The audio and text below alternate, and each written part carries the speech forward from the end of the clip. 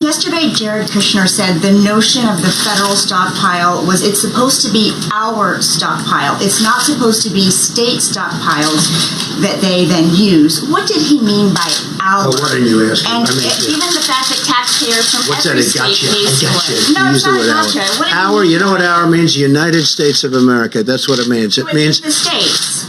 our. It means the United States of America. And then we take that our and we distribute it to the states. So why did you say it's not supposed to be state stockpiles that they then because we need it for the government and we need it for the federal government. But when the states are in trouble, no, to also keep giving it to if it's not to the states. to keep for our country, because the federal government needs it too, not just the states. But out of that, we oftentimes choose, as an example, we have almost 10,000 ventilators, and we are ready to rock with those ventilators. We're going to bring them to various areas of the country that need them.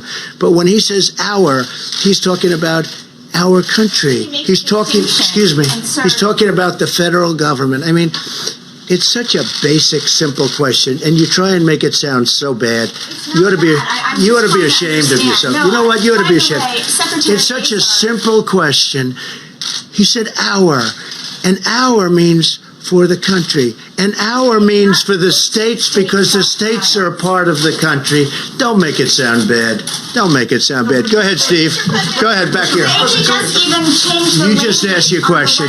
You just asked your question in a very nasty tone. Let's go. You didn't give me an answer.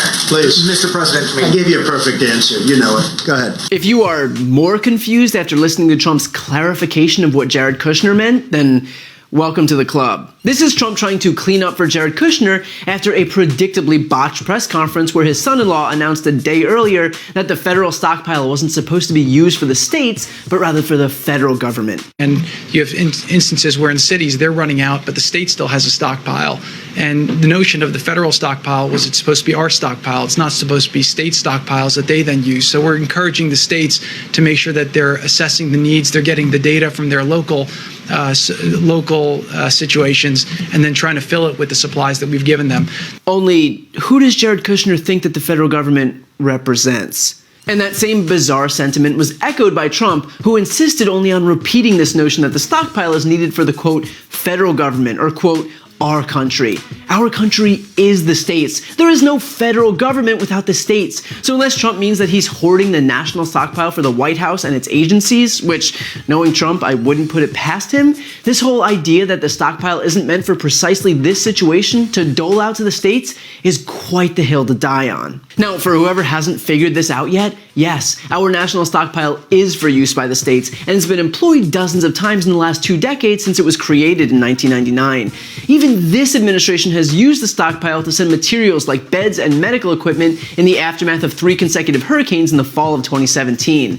The entire point of the stockpile is to help states fill the gaps when facing occurrences like natural or health disasters. So the idea that it wouldn't be employed now, in the midst of the worst pandemic to strike this country in a century, is just not rooted in anything resembling reality. But the reason that Kushner and Trump are having to qualify its use is because this administration has failed in overseeing the distribution of equipment and gear.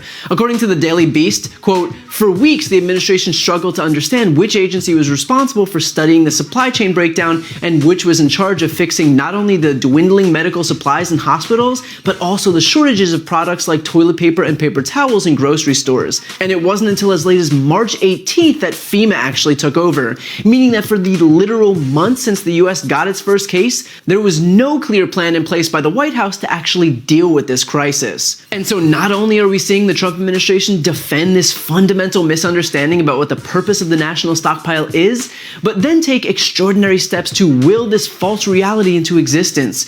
For example, if you look at the website for the national stockpile before Kushner's statement, it said, quote, strategic national stockpile is the nation's largest supply of life-saving pharmaceuticals and medical supplies for use in a public health emergency, severe enough to cause local supplies to run out. When state, local, tribal, and territorial responders request federal assistance to support their response efforts, the stockpile ensures that the right medicines and supplies get to those who need them the most during an emergency. But after Kushner's statement, suddenly the same webpage read, quote, "The Strategic National Stockpile's role is to supplement state and local supplies during public health emergencies. Many states have products stockpiled as well. The supplies, medicines, and devices for life-saving care contained in the stockpile can be used as a short-term stopgap buffer when the immediate supply of adequate amounts of these materials may not be immediately available." Of course, I'm sure that was just a coincidence and was definitely not meant to lend credence to any gaslighting by Jared Kushner. But truly, no piece of gaslighting is worse than Trump's continued attempts to blame Obama for leaving him with, quote, "empty shelves in the national stockpile." Previous administrations gave us very little ammunition for the military and very little shelf space. Let me just tell you, you know it. You know the answer. The previous administration, the shelves were empty. The shelves were empty. So what you should do is speak to the people from the previous administration, Jim, and ask them that question. Because the shelves were empty. And you know what else?